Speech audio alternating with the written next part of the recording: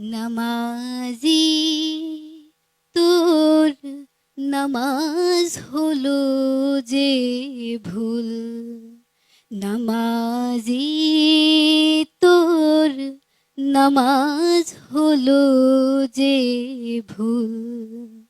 মসজিদে তুই রাখিলি সিজদা, মসজিদে তুই রাখিলি সিজদা, ছাড়ি ইমানের মূল, নামাজ হলো যে ভুল। নামাজি তোর নামাজ হলো যে ভুল।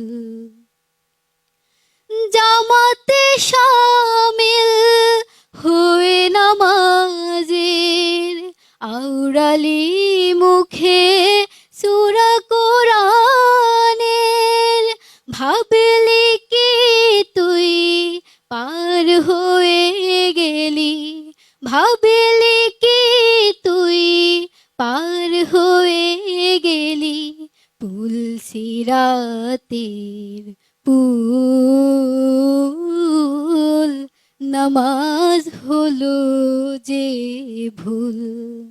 নামাজি তোর নামাজ হলো যে ভুল। অনেক অনেক ধন্যবাদ সাদিয়া। সাদিয়া, কেমন গেয়েছো? কি মনে হচ্ছে?